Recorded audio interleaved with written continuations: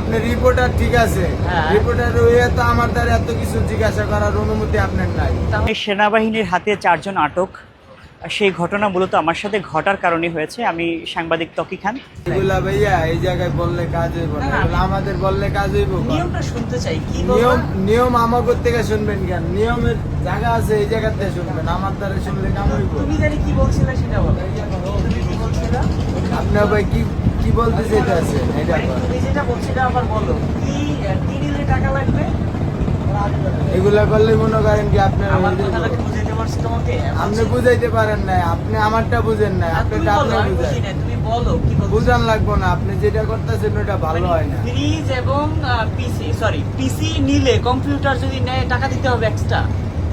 Extra না, কি? এটা একটা ঘাট ইজারার মনে করেন এইসব মালামালের উপরেই ঘাট ইজারা হয়। অর্থাৎ নিজের কম্পিউটার নিলে আমি কাজ করি। কিসের? তোমার পরিচয় কি? আমি পরিচয় ঘাটের লোক। কার্ডের কার্ড দেখাও তো তুমি। ঘাট দেখাম, আপনি তো যা করতেছেন এটা তো ঠিক না। আমি তো ঠিক করি না, আমি যেটা আপনি করতেছি ঠিকই করতেছেন না। আপনি রিপোর্টার ঠিক আছে, হ্যাঁ। রিপোর্টার হয়ে তো আমার দ্বারা এত কিছু জিজ্ঞাসা করার অনুমতি আপনার নাই। তাহলে তুমি টাকা নিবা, আমি তোমাকে জিজ্ঞেস করবো না? না না, আমি বুঝি না, না। আপনারা আমার তুমি বুঝাইতেছেন। যদি টাকা নাও, আমি তোমাকে জিজ্ঞেস করবো না তুমি কেন টাকা নাও?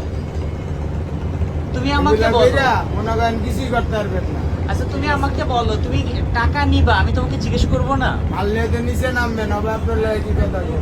যাত্রী হয়রানি এবং চাঁদাবাজির কারণে সেনাবাহিনীর হাতে 4 জন আটক। সেই ঘটনা মূলত আমার সাথে ঘটার কারণে হয়েছে। আমি সাংবাদিক তকি খান।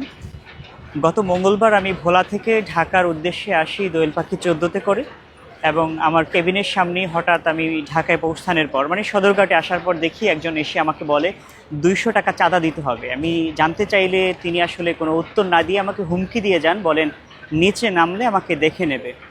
পরবর্তীতে এই ভিডিও সোশ্যাল মিডিয়াতে আমি জার্নালিস্ট তকি পেজে আপলোড করার সাথে সাথে ছড়িয়ে পড়ে এবং সেনাবাহিনীর নজরে আসার পর তাদেরকে গতকাল তারা আটক করে এবং সূত্রাপুর থানায় হস্তান্তর করে।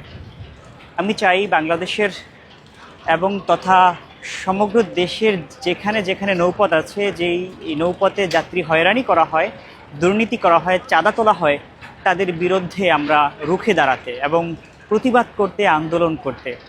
আমি এই আন্দোলনে ভোলাবাসীকে সঙ্গী হিসেবে চাচ্ছি। ধন্যবাদ।